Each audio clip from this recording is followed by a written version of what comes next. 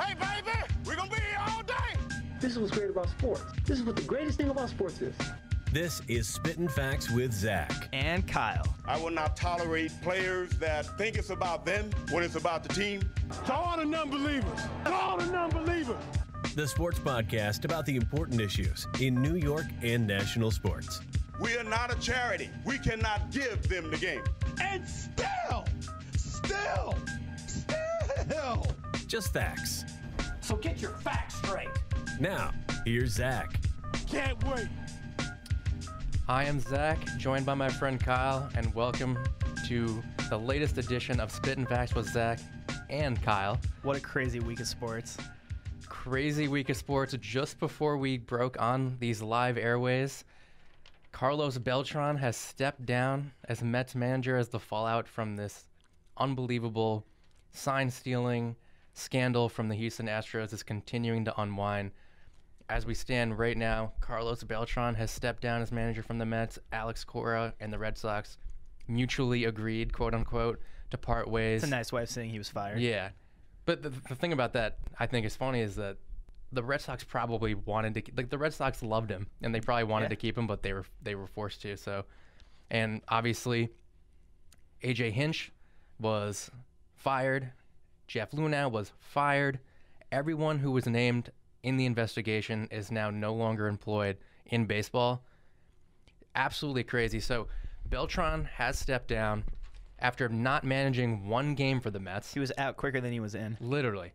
It's unbelievable. Of course, the Mets had so many options to hire people. Could have hired Eduardo Perez. Girardi wanted to be there. Could have hired him. Didn't even talk to Buck Showalter. And we have to hire the guy involved in one of the biggest scandals in the history of the sport.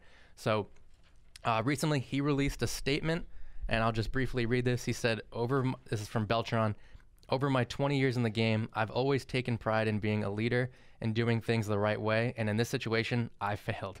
As a veteran player on the team, I should have recognized the severity of the issue and truly regret the actions that were taken. I'm a man of faith, and integrity, and what took place did not demonstrate those characteristics that are so very important to me and my family. I am very sorry. It's not who I am as a father, a husband, a teammate, and as an educator. The Mets organization and I mutually agreed to part ways, of course.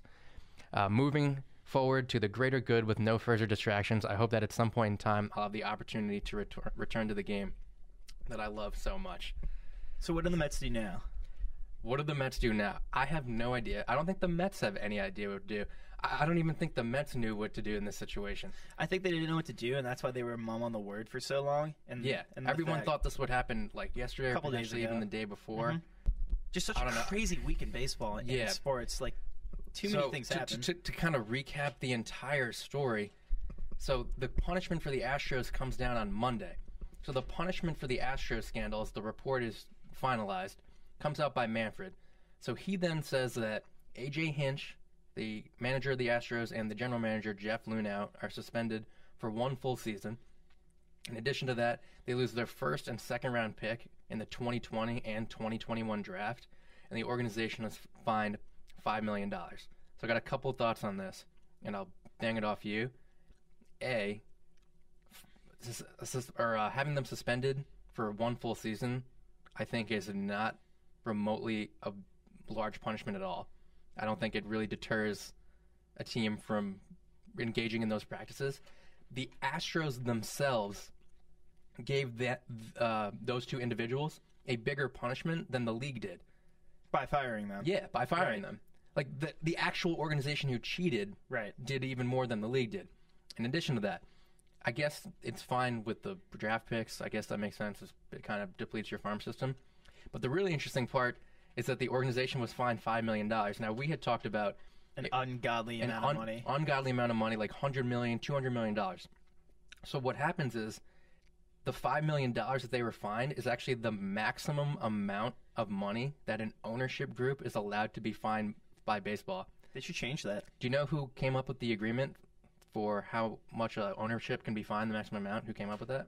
Whose idea? Yeah. Like, specifically? Yeah. Can I get a shot in the dark? Yeah, you're going to be wrong. I know I'm going to be wrong. Tony La Russa? No. I think that's a funny guy to come up with that. The owners came up with well, that makes sense. Literally, the owners said, no, this is the maximum amount that we can be fined. So that's hilarious. Let's just change that. And also, I haven't done my research on this, but like, when did that actual number come into agreement? But that's the maximum number that they can be fined. Like the last CBA? Like, maybe that was such a long time ago where that number is not even a relevant number, because $5 million is absolutely nothing to Jim Crane. They probably came up with that in like the 95 lockout. Something like that. Stupid, you know? So, I don't know. and $5 then million back then was like $25 million today. the Astros organization is hit by the punishment. So obviously Cora is one of the 4 individuals named within that. So yesterday it comes out that Alex Cora and the Red Sox are mutually agreeing to part ways because of the current and ongoing investigation for the 2018 Red Sox with electronic sign stealing under Cora. That's the year that the Red Sox won the World Series under Cora, one of the best seasons in Red Sox history. What are your thoughts if your Red Sox are found guilty through the investigation of very similar tactics that the Astros were found guilty of? If we're found doing something remotely similar to what the Astros did, it still doesn't change the fact that we won the World Series and got it done. And that's all that matters at the end of the day. Yeah, but you have a great manager who's no longer your manager. That's okay, because we still won the World Series, and we'll get another good manager, and we'll win it again. But it looks horrible for your organization. Yeah, it's a terrible look, and I'm not proud of it, but would I do it all again if I had to? Benintendi still made the catch. Right, like the price contract is still validated. Everything's so fine. Like, that's also the interesting thing too. A lot of people said, should the Astros title be like taken away? Should they? You can't do that. We all watched it happen. You can't take away titles. You can't take away titles. Dumbest punishment ever. First of all, did Louisville not win the 2014 national championship? And it also or 2013. Excuse me. And it does nothing. It's not like that's punishing anyone. Right. It just makes the record books look stupid. It makes baseball look stupid. Right. So I'm glad that didn't happen, because also then let's open the Pandora's box that the Sox are guilty and other teams are guilty. Are we just going to have like so many champions where there's no champion? You know, I wouldn't be surprised if 4, 5, maybe 6 other teams are doing the exact same or a very similar operation. So what are you going to do if that breaks? Like, what's baseball going to do? You're going to cover it up? Like, God forbid, what if the Giants or the Phillies or the Mariners or the Angels are doing some sort of operation like this? And are they just going to fire their GM and manager? Is everyone in baseball just going to clean house? It's strange. It's a strange scandal. It's just really bad for baseball. It's just in a sport that was already struggling a lot with viewership and getting people to be engaged in the sport and watching and ratings. It's the absolute last thing that I think baseball needed right now, and it's really unfortunate. It is unfortunate. It sucks that A.J. Hinch, who is probably regarded as the best manager in baseball, is now out of the game, and Cora, who was also beloved, and Beltran, who was everyone loves him. Everyone loves him. All 3 of these guys were very highly respected, and now you almost feel like their careers are forever going to be ruined. And now, whenever somebody mentions one of these guys, I feel like most people are going to automatically assume and bring up this scandal. They'll be affiliated with it forever. Forever. It's never gonna go away, which sucks. Like, when you think of Carlos Beltran, are you going to think of this, or are you going to think of him like striking out, like looking? And it's funny because he's an unbelievable player, and those are his 2 most memorable moments. And they're horrible moments. Yeah. Absolutely horrible moments. That's hilarious too. So within the investigation, I think it's interesting to read this excerpt from the actual statement that Rob Manfred came out with, because it basically says that Beltran and Cora were involved and they were named, but that their other players were involved, but they're unnamed. So it says, quote, early in this season, Alex Cora, the Astros bench coach, this is regarding 2017, began to call the replay review room on the replay phone to obtain the sign information. On at least some occasions, the employees in the replay review room communicated the sign sequence information by text message, which was received on the smartwatch of a staff member on the bench, or in other cases, a cell phone stored nearby. Approximately 2 months into the 2017 season, a group of players, including Carlos Beltran, discussed that the team could improve on the decoding opposing team signs and communicating the signs to the batter. Cora arranged for a video room technician to install a monitor displaying the center field camera feed immediately outside of the Astros dugout. So what that is implying is that a bunch of unnamed players were also involved in formulating the scheme with Beltran and Cora. But those players are unnamed because they're protected by the players union. They're current players, and they're not named. So Beltran is named because he's no longer a player. So he ends up getting singled out. Now, a lot of people are inferring that he was the real ringleader. Him and Cora. That's just sort of like the word on the street between Ravitch and Rappaport and Kirkchin. All those guys are, those guys have the sources, So like that's what they're saying. Rumors. I'm just looking at the report, and just rumors. I'm just looking at the report, and it's basically saying that a group of unnamed players were just as guilty. They probably were just as guilty, but at the same time, like Correa, Springer, Altuve, Bregman, they are protected, and we will probably never know. And we'll watch a 30 for 30 in like a long time. 25 years, yeah. Something will come out, and it'll be like, I don't know, yeah. So based on the fact the owners can only be fined $5 million and that you're not going to necessarily suspend players, what do you think about the punishment that Manfred gave down to the Astros? Because the punishment baseball did I think is fairly ridiculous. In what manner? So I think you sort of need what we talked about, where an ungodly fine. It's impossible. You can't do it. You can't That's what I'm telling you. You literally cannot do it. You can't do it now, so then you have to change it so that you can do that. Baseball needs to invoke some executive power over the owners and be like, hey, the owners employ the commissioner. That's just not going to happen. It's a tough. Yeah. I don't know. The punishment, what can you do? Well, that's what I was saying. The thing. It's like, that's what I was can saying you do? to my girlfriend yesterday. We can debate it all day. I really don't think there's a perfect solution, that's the most unfortunate part. I don't think there's a real perfect solution. The only thing I said that I wish that they could have done was the people that they know were involved and are no longer players, suspend them for life. So I think that you could have said, we're not tolerating this. Cora, Hinch, Beltran, you're Pete Rose. You're done for life. Because no one's going to do it again. That's harsh. But I like it, but let's it's harsh. stop. Let's just stop this bullshit and stop doing it. We don't need this. It's ruining the game. I just think it's like, what bothers you about the whole thing is not that they were actually cheating, but that they were using technology to cheat, correct? Like, that's what really irks you about the whole thing. Well, when you say like cheating, I think when you're standing on second base and you're just figuring out what the signs are by standing on second base, that's not cheating. That's just being on second base and being a heady baseball player. Right, so you're upset that they use technology. Yeah, that's explicitly said by Rob Manfred before this came out that is not going to be permitted. It's like, what do you think about Rob Manfred's not saying standing on second base is not permitted. What do you think about the 51 Giants? Because have you heard about what's kind of come out with them in the whole light with this? So Keith Olbermann did an interesting piece on this. Yeah. Even though I don't necessarily like him that much, he does have some good thoughts. Funny. He has good thoughts about baseball, and he's a little funny, but he's good in small doses. And he's a legend in the business. I'll give him that. Yeah, he's good in small doses. But he was saying how the 51 Giants, Bobby Thompson, shot heard around the world. Giants won the pennant, famous call. Yep. They were saying that they were cheating and stealing signs of that whole run.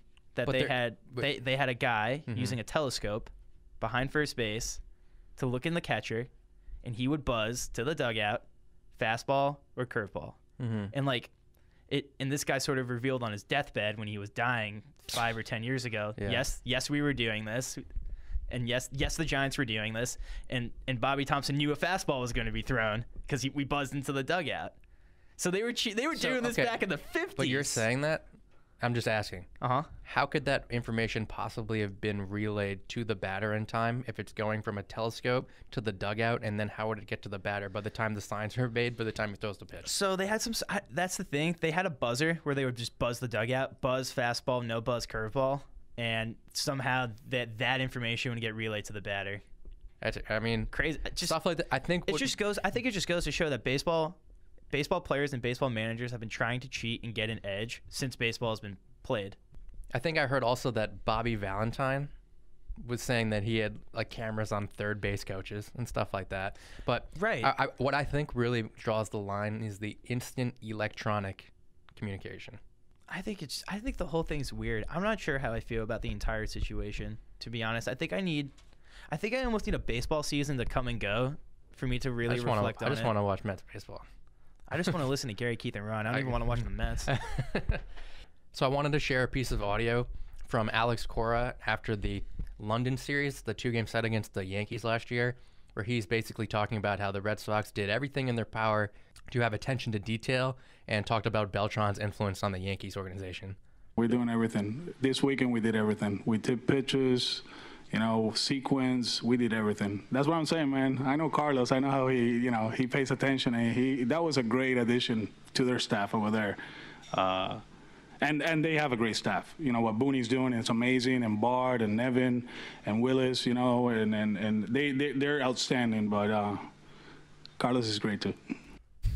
So he's basically saying that we were giving away our pitches because of Carlos Beltran. Wink, wink, nod, nod. So whatever that means.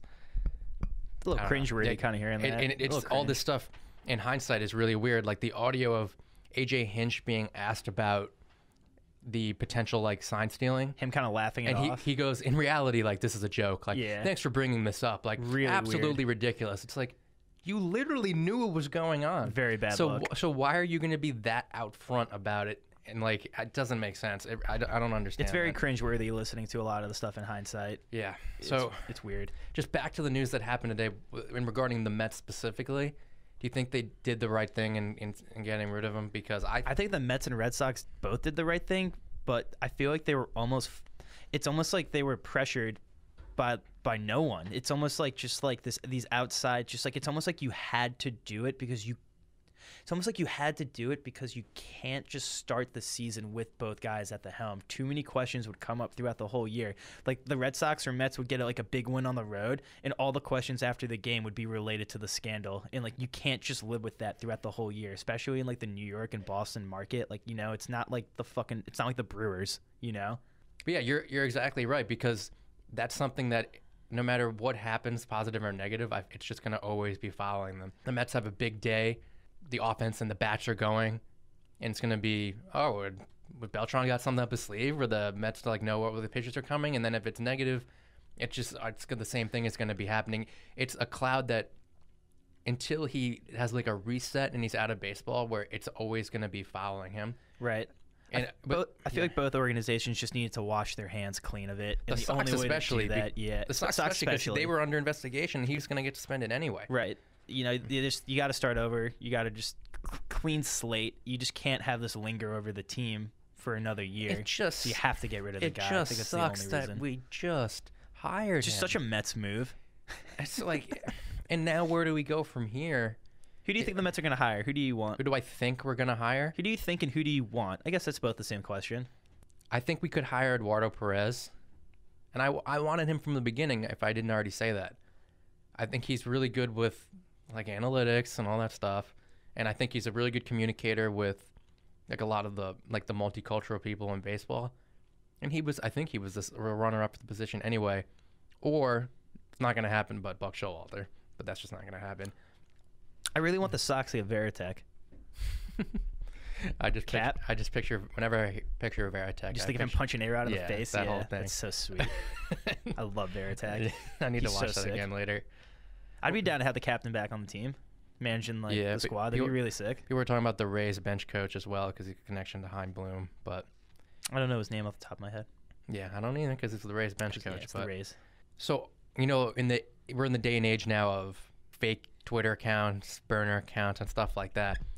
There's been a Twitter account that's been associated with supposedly Carlos Beltran's niece. So before Carlos Beltran was even hired, she had tweeted out that she was so happy for Carlos that he was accepting the Mets job, and then you hear a day or so later that he was accepting the job.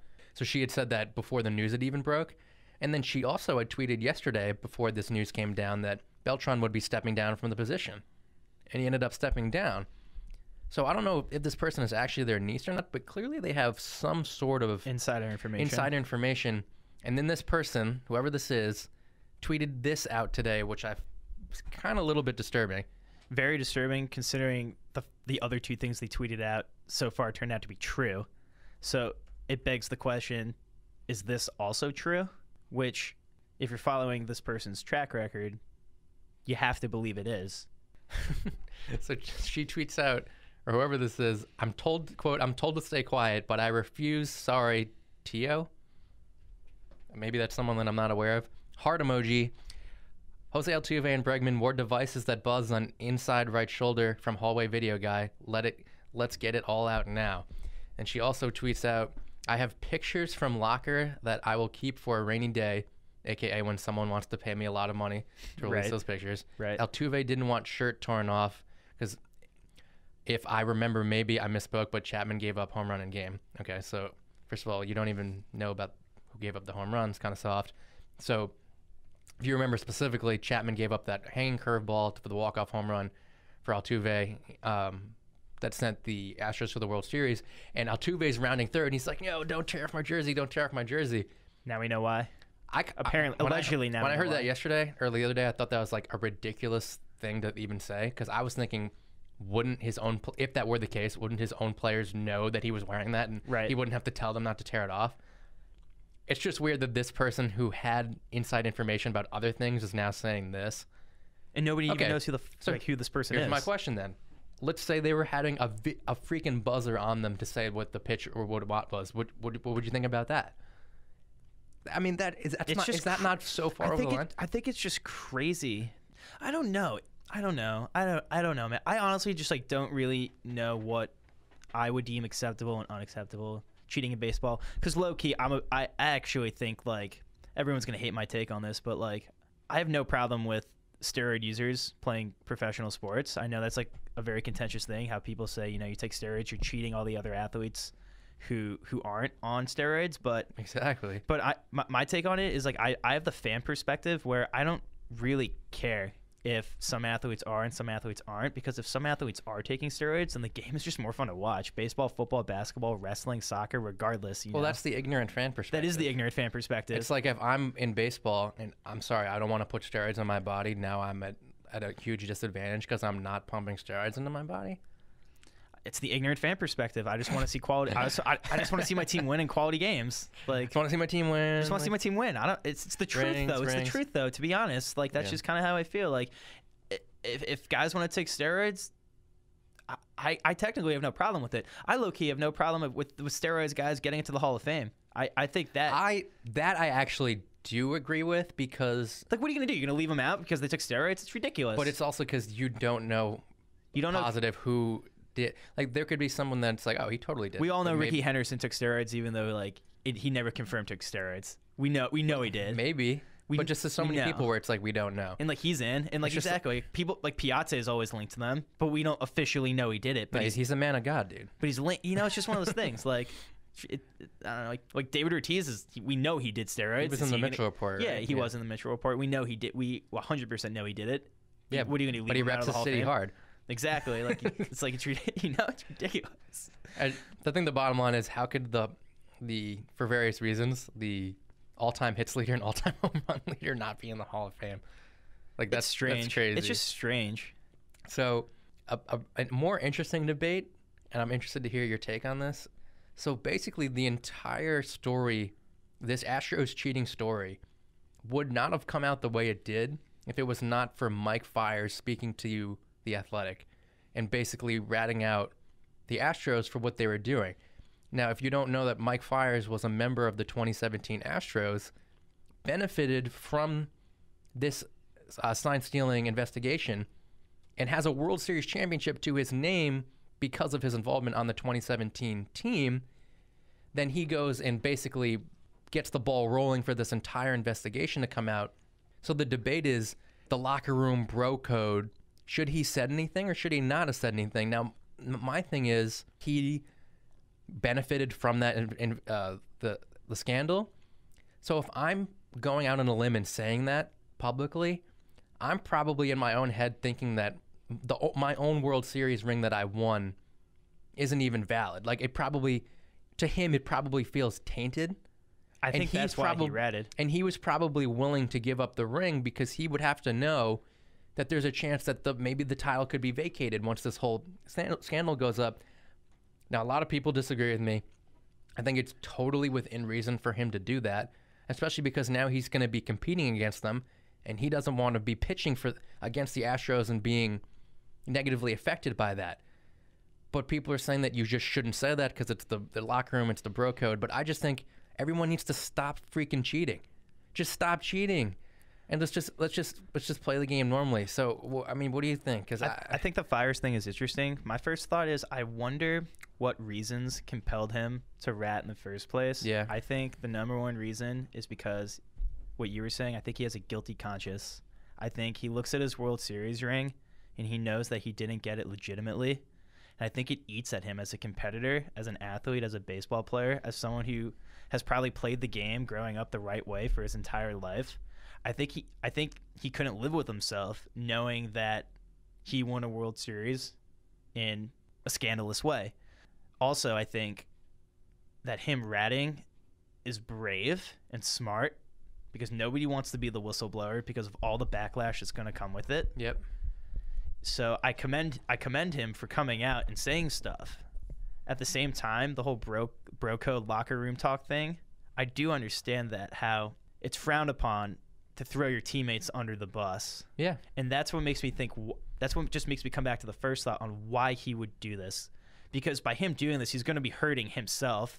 Yeah. In the process. So he's not doing this to make money, right? It's the opposite. It's the opposite, right? He's doing this because I feel like he has a guilty conscience and he just wants to get it off he probably felt a lot better as a person after saying this. He probably felt clean and refreshed and just everything was off his chest. So I'm not mad at him. I think he did the right decision because like what do you want to happen? You want this to come out in 20 years?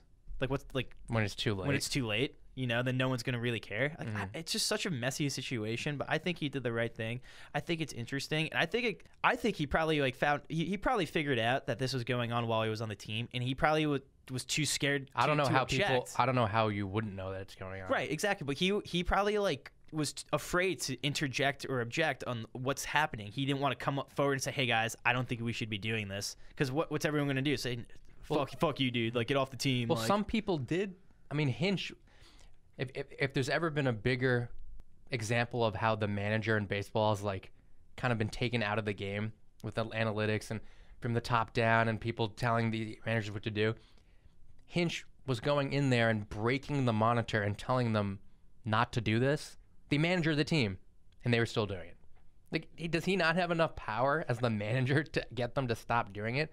I guess Cora was not helping the situation, but it just shows how Hinch literally couldn't even get them to stop doing it. You know what it reminds me of like that whole Hinch thing, how he couldn't even have control of his team, was when I was like a camp counselor working over the summer, and my boss one time, he kind of looked at me and he was like, "Guys, there's only 15 of us counselors, but 200 of these kids. Yeah. If they just wanted to suddenly take over the camp, we would do nothing like about if they it. all rounded together Exactly. like with pitchforks and torches. There would be nothing we could do. And like that's what it makes me think of. It's just like, That's actually really funny. It's just like exactly pitchforks, it's just like there's nothing we could do. There's 200 of them, there's 20 of us. That's amazing. Like, you ever seen to get a little off topic for a second, the video of Shaq playing basketball against like 40 like 8-year-olds, and they're all like swarming him. He's still dribbling around them, like going up and trying to score. But even Shaq couldn't score against 48-year-olds. There's just too many of them. Exactly. It's so funny. Right now, as we speak, Brody Van Wagenen is actually addressing the media, and Mike Puma, one of the reporters, has kind of been tweeting out what he's been saying. So a couple things that are interesting that he's been saying. Brody Van Wagenen says the Mets were, quote, unaware of the Astros situation when Beltran was hired. Van Wagenen says a number of internal and external candidates will be considered for the job. Jeff Wilpon, thanks for the information, won't say whether or not Beltran will get paid by the Mets or not. Van Wagenen said, quote, this isn't a fun day and it's one we wish we didn't have to be in, but you're the Mets, so of course you had to find yourself within this situation. It's just another day in the life of the Mets. Brody is, quote, looking backwards is not productive for us. Looking forward is what we will do. That's fair. And the more interesting quote is Van Wagenen says he was not aware of rumblings the Astros were cheating, and therefore Beltran was never asked about it in his interview. So, well, it didn't even come up during the interview process. How could you not ask? Like, we there was definitely some rumblings about it at the time. Like, how you not ask about that? I almost feel like hey, do you know? I almost feel like they didn't want to ask because they wanted to turn a blind eye and just hope that nothing happened. Classic Mets. And that nothing would come of it. Mets. But of course, something major came of it. Something major came up of it. He said that Van Wagenen also said, quote, we're not sharing all of the details that led us to this point. Well, I wouldn't expect him to, but I don't know. There's probably still going to be some quotes that may come out. So Things will come out. we might go back to it, but Things will get leaked out over the course of the week and closer to the baseball season. We'll find out more. it's crazy how baseball has kind of taken over, particularly the local media as well. In addition to the Mets, just quickly, do you think that this kind of opens the door for the Yankees to win the pennant, or I don't know? As more if I was thinking about it, because I feel like the Astros, this doesn't actually affect their team next year. Yeah, the Astros are still going to be good. The Astros are still going to be good. The Red Sox are still going to be good. I don't think they were going to be good anyway, and I think they're going to totally tear it down. The Sox? I think they were going to tear it down regardless. I think they're going to compete. I don't think they're going to compete. I think they're going to try and compete. I think they're going to trade everyone away before they just re-signed Mookie. They didn't re-sign him. They extended whatever. They just gave him an extension. No, they avoided arbitration. Okay, whatever. It's something that it has nothing to do with whether or not he's a part of their future. They gave him money. They gave him to money hang around the team for one season. So that's something where they might still totally be having him on the trading block. I don't know. I think the Yankees are still the favorite, but it doesn't just mean that they're going to walk into right. The Yankees still are the favorite, but let's not forget that there's going to be a team that nobody is talking about right now that is really good. Rays. Well, people know the Rays are good, but there's going to be a team that nobody is talking about. That they're going to have a good group of guys, good group of young baseball players, bunch of no-names that turn out to be pretty good. That happens every year. It's going to happen this year. Yeah. Well, honestly, as horrible as this has been for the Houston Astros, how about the Houston Texans? Right? Ouch. Having this scandal come out less than 24 hours after your team has one of the most humiliating postseason, would you say, collapses of all time, because I've never seen anything like that. I would say it was probably one of the worst collapses I've ever seen, just because of how quick it happened. It all happened in the first half. Yeah, that's crazy. It's not even like it happened throughout the whole game, where the Chiefs just came back right at the end and took the lead. The Chiefs took the lead in the second quarter, and then they didn't give it up, and they just built on it, and it's crazy. Texans were leading that game 24-0 with roughly 10 minutes to go in the second quarter, and went into halftime trailing by 4. That's just absolutely crazy.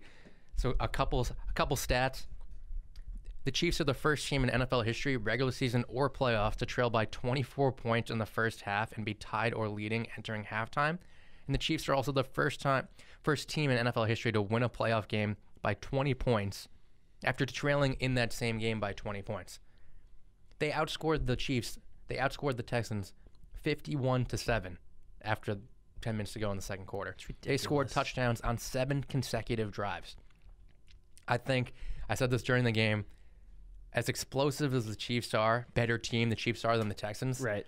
The Texans are allergic to prosperity. 100%. Bill O'Brien is, would you say, a poor man's Jason Garrett or a rich man's Jason Garrett? Is he Jason Garrett? I think they're both Texas coaches that are incredibly similar. I think he's been holding back that franchise that has very talented teams for a while now. I'm not going to say that Bill O'Brien, there was one play, I can't remember it in particular, I'll tell you where Bill O'Brien looked like he had no idea what the hell he was doing. He's like, let's kick a field goal. It's like, what are you doing? You have to go for it. So, what? That moment made me realize that Bill O'Brien is just not qualified to be a coach. That he was so indecisive in such an obvious moment where any other head coach would be like, all right, we're going for it, and I know the play call. Yeah. And they had to burn a timeout and think it over. You're talking about the one late in the game. The one late in the game. Yeah. It's just, how do you burn a timeout there? How do you burn a timeout there? How do you not know that you're going for it on fourth down? It's ridiculous. Yeah. How do you think you're going to punt or kick a field goal? Come on. It really all started in the beginning of that game when it's 21-0, and they have the ball. I don't have the box score in front of me, but it's basically 4th and 1 inside I think it was the 13-yard line. So Bill O'Brien says after the game, we knew that we were going to have to score 50 points to win this game.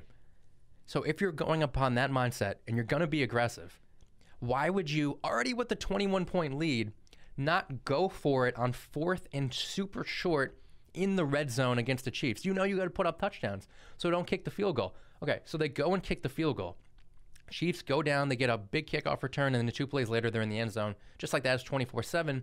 Texans are about to go 3 and out, and what everyone's been talking about all week, that's where they go for the fake punt that totally changed the momentum of the game. Huge momentum. So here's the thing. If you're saying the only reason we did the fake punt is because we knew that we had to keep scoring and be aggressive, then why wouldn't you go for it on 4th and 1 at the 20 and try to score a touchdown instead of being conservative and kick the field goal? And then they go and do a fake punt at their own 32 on 4th and 4. If you desperately want to go for it that bad, put the ball in Deshaun Watson's hands. Right. Don't have it be a fake punt to your punt protector. Just such a stupid play call. He's such a dumb coach. It's ridiculous. And he still has a job right now. I mean, Well, you can't fire him. why not? You can't. Why? Tell me why not. Marty Schottenheimer got a 14-2 season and was fired after losing the divisional playoff game to the Patriots. Well, who are you going to hire if you're a Texans fan or Someone coach? that's not Bill O'Brien, like many other, I don't know, like Eric Bieniemy. Yeah, right. Right? Chiefs OC. Yeah.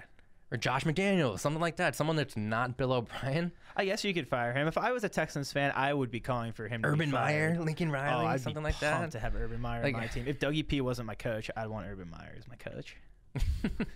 I don't like Urban Meyer. I think he's a little, I mean, little I don't. college scumbag. I think he's a trash human being, but he's an excellent football Yeah. coach. There's a it's difference. funny how those are two totally different things. Yeah, you know.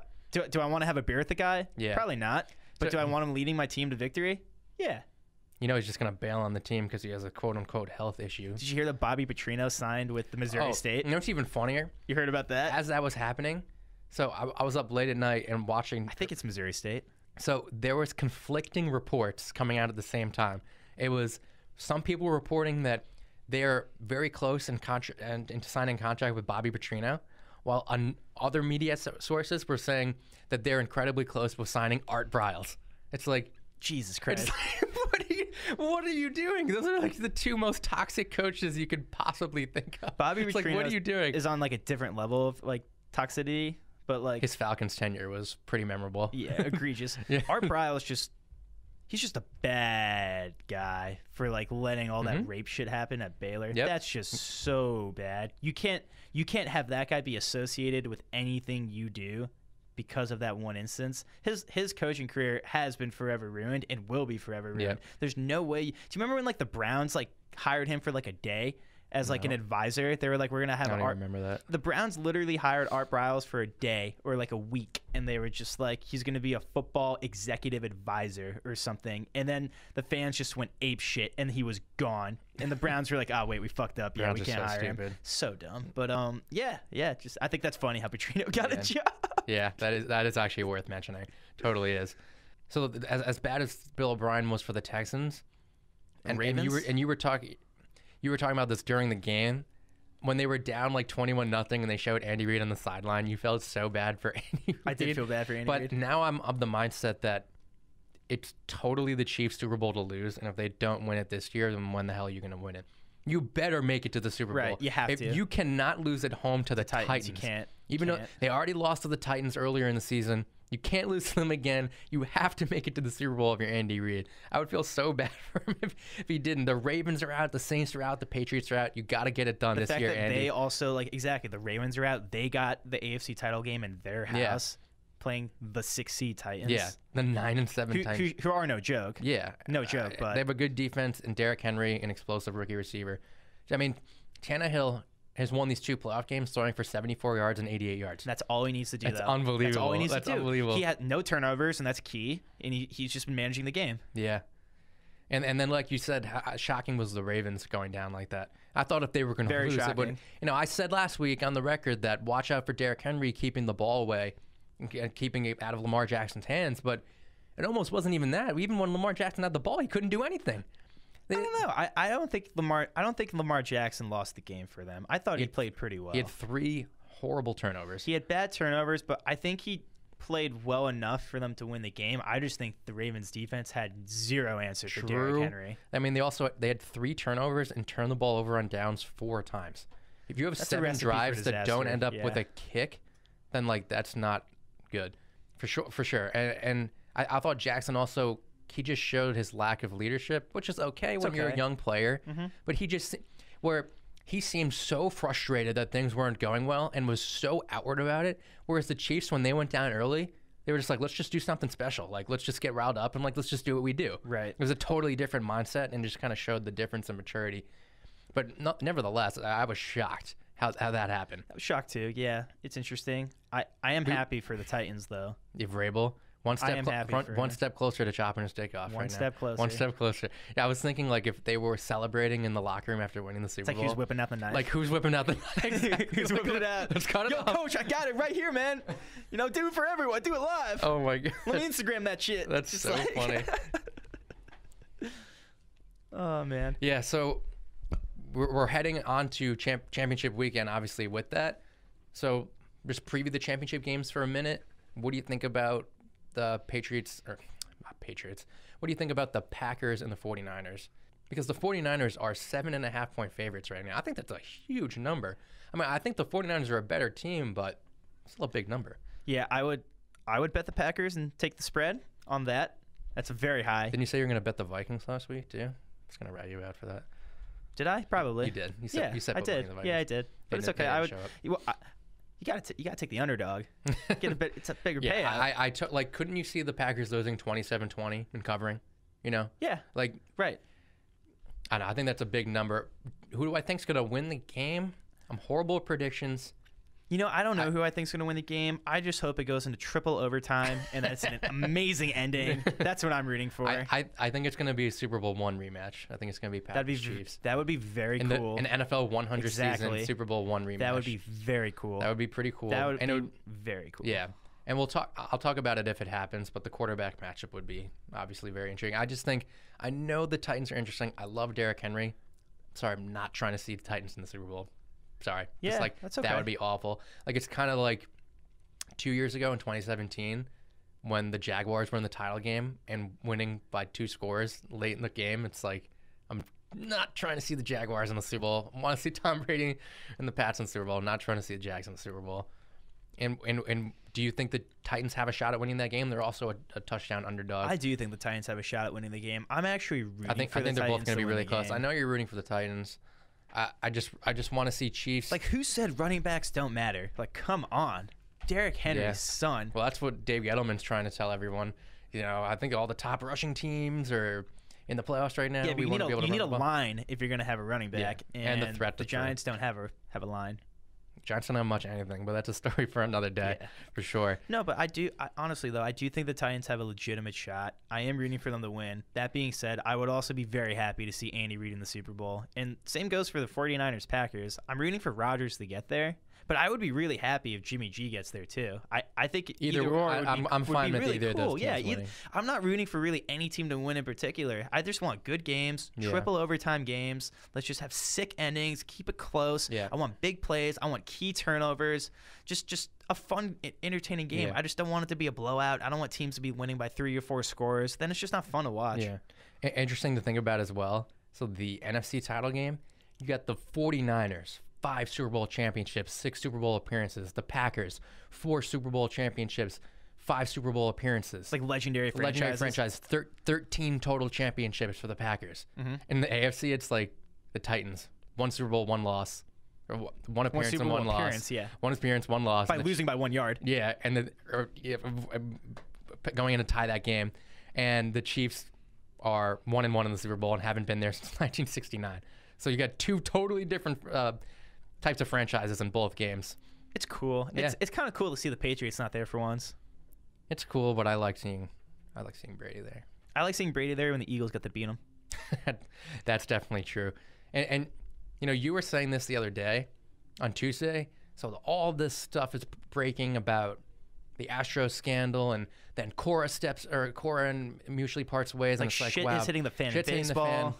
And all of a sudden, we hear that Luke Kuechly retires. Came out of nowhere. Hearing that Luke Kuechly retires was very odd. This guy we know. It does make sense. Yeah, well, he's had big concussion Right, problems. it does make sense. And as someone who I've had concussions, if you and you've had concussions, I've had concussions. Yeah, we both had concussions, and we both know the severity of it. So I do feel for the guy.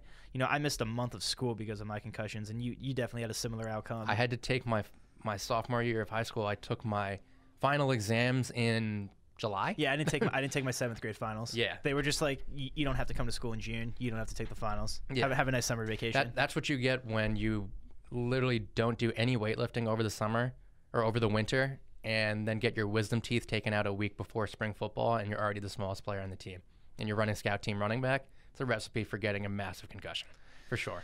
It just sucks. It sucks for him. because he is a really good player. And I think the reason he retired is because he knew that he couldn't play the game of football the way he wanted to play it. I think he could play the concussions don't. I think what you mean. Because it's mental. Yeah, it holds him back. Exactly. It mentally holds him back. He's not going to hit as hard as he wants to hit. He's not going to run as fast as he wants to run. Because he has that lingering over him, you know? So if you look at his resume, I mean, he's only 28 years old, but he was young when he came into the league. His rookie season, he was 21.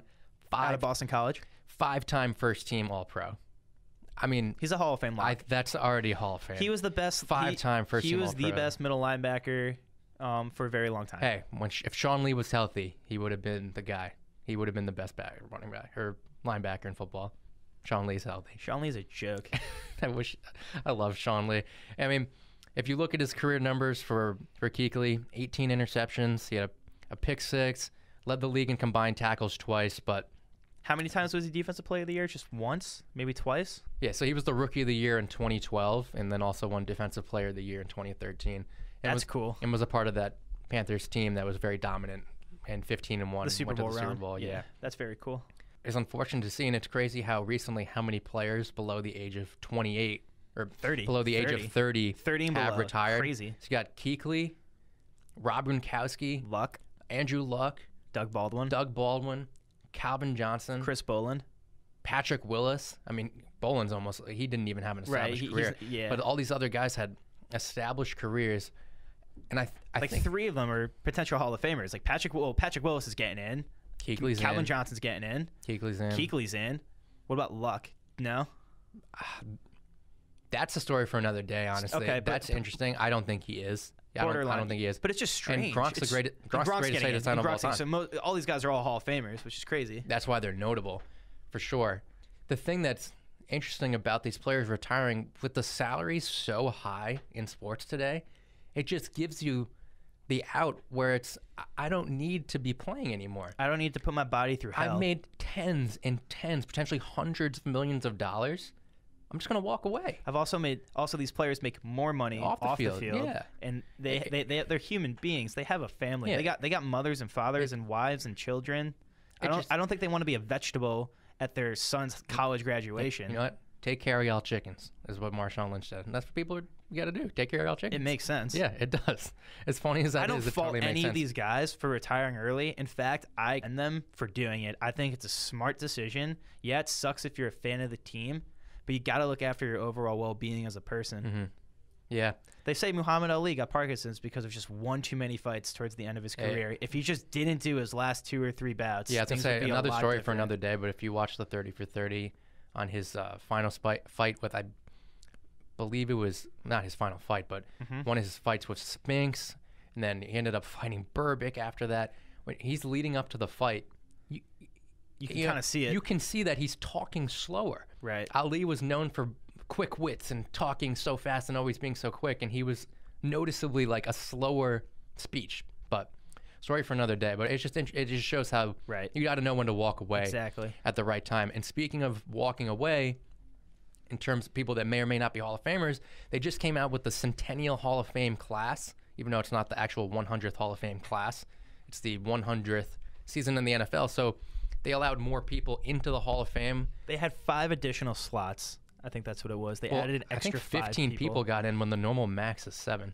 So then it was 10 almost. 10. Pretty much. So 10. Pretty much. 10 additional slots. Okay. So they announced the Centennial list, and a bunch of players and contributors and coaches were named on the list. So we'll start with a guy that I know that you are very fond of, Harold Carmichael, the Eagles receiver from 71 to 83.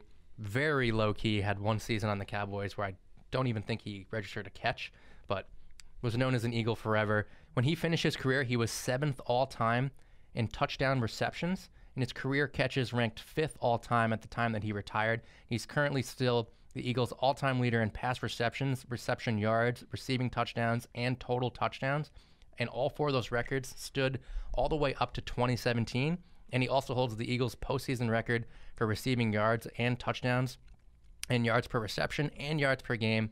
That was long overdue for sure. I know he's your boy. And if those of you who don't know, Harold Carmichael was known for the fact that he was 6'8". He's a freak. 6'8". Just throw the ball up, he'll catch Or number it. 17. The guy was huge. Definitely a baller. He should have been in a while ago. I'm very happy he got in. I'm a big Harold Carmichael fan because I'm an Eagles fan and I'm biased. And yeah, I'm happy he got in. That's pretty sweet. He should have been in a while ago. It's cool. Some other guys, I know I'm if you know me, I'm a football historian, football savant. Not going to say I know a lot of these people. So Jim Covert, I was talking to my dad about him. He didn't miss a lot of he basically played every game. He was a tackle for the Bears from 83 to 90 on their Super Bowl team. In 85, was leading some of the best rushing teams in football, obviously with Peyton through the 87 season. Bobby Dillon, safety for the Packers in the 50s. Interesting time period for them. The Packers did not win a title during that period, but clearly must have been a pretty good player. Winston Hill, he was also a tackle for the Jets from 63 to 76, so he was a part of those Namath offenses and was protecting Namath for all those years when they were one of the better offenses in football. Alex Karras, who a lot of people know more so as an actor, defensive tackle, actually played for the Lions from 58 with a hiatus in between all the way until 1970. I know he was a really good player. Interesting to see him get in just now. Donnie Shell, part of those unbelievable Steelers defenses and part of one of the greatest draft classes of all time in 1974. He's definitely long overdue. He gets in after his 14-year career playing safety. Definitely an unbelievable player. Duke Slater. He was a tackle for the Milwaukee Badgers, Rock Island Independence, and Chicago Cardinals in the 20s and 30s. Apparently, he was one of the first African Americans in the sport. So they give him credit for being a good player and a pioneer for the sport. Yeah, for sure. So he gets in. Mac Speedle. He was an end for the Browns, 1946 to 1952. Basically was in a championship game every time that he was in the league because the Browns were winning all 4 championships in the AAFC from 46 to 49 and won the title in 50 and then lost the title game in 51 and 52. And Ed Sprinkle, a pretty hilarious name, defensive player for the Bears and from 44 to 55. Now, I left off Cliff Harris as the last player to get in. So he was a safety for the Cowboys from 1970 to 1979. I'm going to talk about him at the end quickly because I kind of got an issue with that. So his contributors, George Young, totally long overdue, most notably known as the general manager for the New York Giants, started in 1979 through 1997, basically turned the Giants around from being one of the worst franchises in the sport for over a decade and turned them into the powerhouse and legendary team that they were in the 80s. Paul Tagliabue, I don't know, commissioner. I guess you put him in because he was a commissioner. I love this one. Steve Sable. So pumped he got in. So pumped for him. Totally deserving. If you don't know, he was the driving force behind NFL films and all those incredible moments that you've seen in NFL history in cinematic form or because of what Ed Sable or Steve Sable and him and his dad. Steve and Ed Sable. Yeah, him and his dad. Yeah. For sure. Awesome to see him get in. 2 coaches that got in. You probably saw this over the weekend. Bill Cowher got in. He was announced over the weekend on live television on the pregame show or potential halftime show. He was very emotional. And then the same guy comes out to tell Jimmy Johnson that he had been elected to the Hall of Fame. And if you haven't heard it yet, really emotional. I think even if you're not a Cowboys fan, even if you hate the Cowboys, this is pretty awesome. Well, it's cool to see Jimmy Johnson get in. I like Jimmy Johnson because he hates Jerry Jones. Yeah. So that's sweet. Jimmy Johnson keeps it real. Jimmy Johnson's a baller. He is a baller. Yeah. He's sick. So he was extremely emotional because they surprised him during halftime of the Seahawks-Packers game that he would be getting into the Hall of Fame. Honestly, the audio doesn't do it justice. The video helps a lot too. But it's really Troy Aikman's reaction. Yeah, that makes too. Cool. I was tearing up. You see him tearing up, and it's just like, man, it humanizes these guys. Yeah. That's why it's really cool. So here was him getting surprised over the weekend on national television. From the Pro Football Hall of Fame, David Baker, the president. Good to see you, Kurt. How are you? Good to see you. How are you doing, sir? Good. Hall of Famer. Great to see you. Hall of Famer. Hall of Famer. Hall of Famer. Coach, on behalf of the Pro Football Hall of Fame and all those fans that are watching and all of us who love this game, you do this. Thank you, Coach, for all you've done for the game. Thank you for all you're going to do for the game. Thank you for the history that you've made and the lives that you've impacted. Thank you. it's my great honor to tell you that you're going to be the 328th Hall of Famer into the Pro Football Hall of Fame. And your legacy is going to be in Canton, Ohio forever. Congratulations, Coach. Congratulations. Great. Hey, Buzz.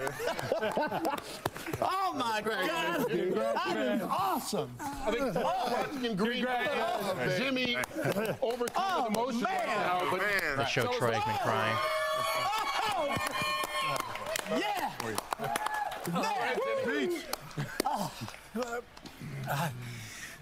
The only thing I can think of is all the assistant coaches that have worked for me, all the great players that have played for me.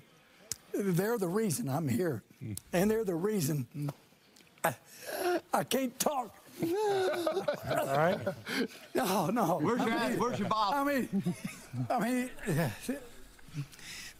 this is so special to me because when you put in the work that we put in, it's nice to know people appreciate it. We love you, JJ. Love you. Amen to that, brother. Love you. Congratulations, Jimmy. I'm almost tearing up watching that It's again. cool. It's pretty It just cool. shows such genuine care and emotion. I just love how the honestly. first thing he does is he thanks the players and coaches Assistant, under yeah. him. That's such the right thing to do. Totally. And that's totally the first thing that he's probably thinking of. It's just, man, I wouldn't be here today unless of hard work put in by all the coaches who I worked with, Yep. all the players who I coached. It's really cool. It's nice to see. Yeah, definitely is. So as we wrap it up, we're gonna have a segment of the show at the end of every show, and it's called "You Know What Really Grinds My Gears," because we're constantly talking about stuff that, for lack of a better term, grinds our gears. So each of us at the end of every show are gonna have one thing that's relevant and which happened that we think personally grinds our gears. That's been happening. So I'm gonna go first. You know what really grinds my gears? Zach, what grinds your gears? That Drew Pearson did not get elected into the Hall of Fame this year. And that has to do with Cliff Harris getting into the Hall of Fame.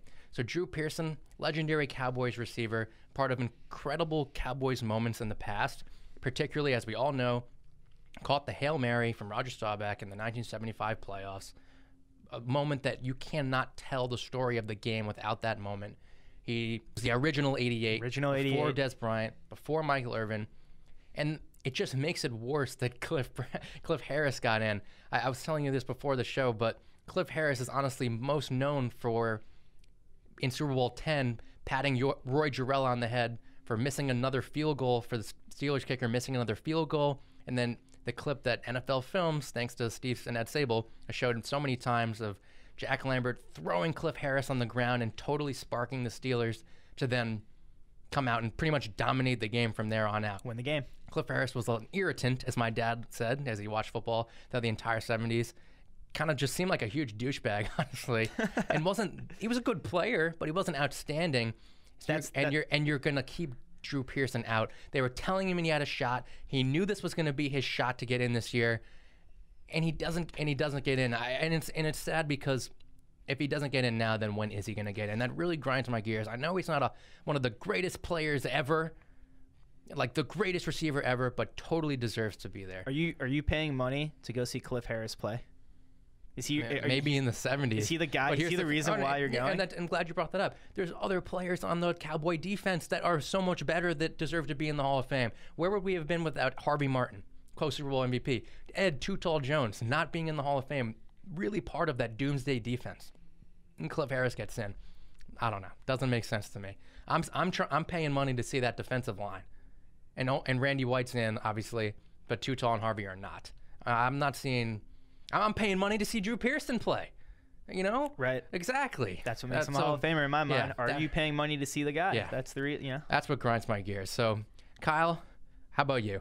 You know what really grinds my gears? You want to know what grinds my gears? The whole Odell Beckham Jr. saga this week. Yeah. Unbelievable.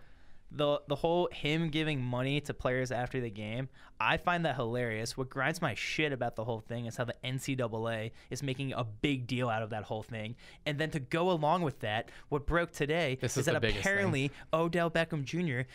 had a warrant for his arrest placed in the state of Louisiana because he slapped a police officer's ass in the victory locker room when celebrating while LSU's in the locker championship. room celebrating a national championship. Apparently, there's a video, and apparently this cop was getting all pissed off because a lot of players were smoking cigars in the locker room, and he was trying to get them to stop. And Odell also slaps him on the ass, and he turns around. And he starts yelling at Odell, throwing a little temper tantrum. This guy ends up filing a complaint, and now a warrant is issued for Odell Beckham Jr.'s arrest. And guys, I know Odell Beckham Jr. is one of the biggest idiots out there, but like having a warrant issued for his arrest for this thing is so uncalled for. He's a dumbass, but that cop's a bitch. Yeah, I'm sorry. The cop is no, he's a punk. Yeah. The cop's just a punk. Yeah. Just why are you doing this? It's ridiculous. That's what grinded my shit this week. Yeah, for sure. So just to wrap it up, as this everything continues to unfold about the entire situation with the Mets and the cheating scandal, obviously I'm always going to endorse my favorite show, The Michael Kay Show. We wouldn't, as I was saying, that we wouldn't know about this scandal if it wasn't for Mike Fiers. John Boy was a huge person within this entire investigation by taking the time to put together all those videos that was showing the Astros cheating. Showing the Astros evidence. cheating. Like he put together it all evidence. together and was putting it on his media. He's actually going to be in studio and on the Michael Kay Show today at 5:30. So interesting that by the time I actually am done talking about this and this is uploaded, that will already have happened. But it's just he's going to be on. I'm very interested to see what he has to say in studio live on the show about the entire situation because he clearly knows a lot that's going on. I haven't seen anything else major break, but I'm sure a lot will be going on. What a crazy week in sports. Maybe the Mets will have a new manager. Penn State football being sued for hazing. Crazy things. What a week. Yeah. Maybe the Mets and Red Sox or Astros will have a new manager next week. We don't know. We don't even know what's going to happen next. We'll be able to break down the Super Bowl in a week. We'll know what the Super Bowl matchup will be. Very cool. I think we had a really good show today. I want Veritek. Yeah, you want Veritek. I want either Showalter or Roberto Perez. I want to see Patriots or. You keep doing that. You know why? It's so you know why? great. Because it's really cute. Because I'm a closet Patriots fan. Yeah, you are. You I are. wish that I never had to be a Cowboys fan. That's hilarious. I want to see Packers Chiefs, and I want to keep doing the show with you because I really enjoyed it. Oh, thanks, man. I enjoyed talking to you too. So this has been Spittin' Facts with Zach and Kyle. New name of the show. Really loved it. So thanks everyone for listening, and we'll talk to you next week. Thanks, guys. Bye. Thanks for listening to Spittin' Facts with Zach and Kyle. Follow Zach on Twitter at SpittinFacts40 and continue listening on Anchor or wherever you get your podcasts.